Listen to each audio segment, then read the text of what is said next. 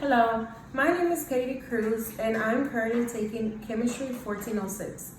For today's lab, we're going to be doing atomic emission and flame test. For the materials, we're going to be using 5 different kinds of materials. We're going to start with the plastic cup with water a little bit. We're also going to be using a spectral cup over here, and then we're going to be also using 5 different sticks that represents 5 different elements. The colors are going to be purple, red, blue, orange, and one with no color.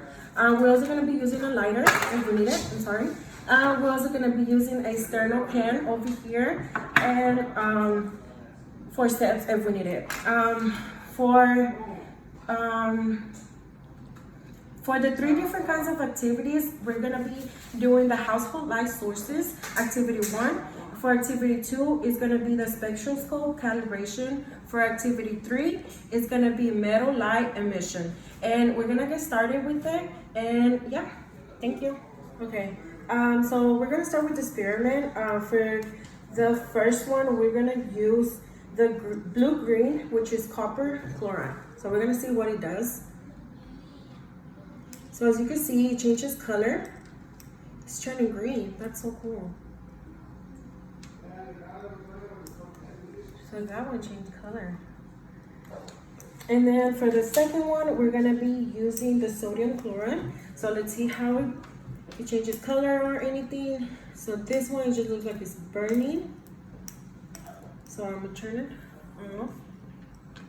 off. For the third one, we're gonna be using the lithium chloride.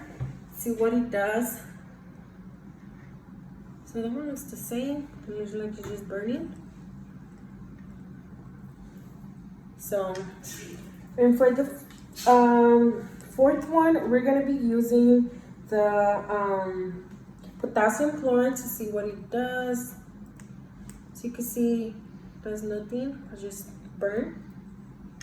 And then for the last one, this is gonna be the unknown salts. So let's see what this one does.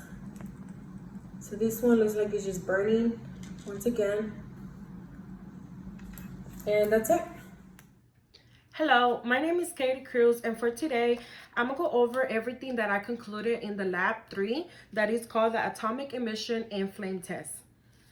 To start, it was actually a really interesting and cool lab to do because I got to experiment something that I wouldn't do normally, and then I got to see as well the change of colors and reactions for the different sticks that represented different kinds of elements. Overall, it was a really cool lab to do. So we started off with the sterno can. That was important, really important for the lab because that one was the fire. And then with the fire, we will be able to see the different change of colors. And then the sterno can was blue on the inside. So you opened it and it was blue on the inside. And when you light it up, the hotter it will get, the better was for the different, so you could see the color.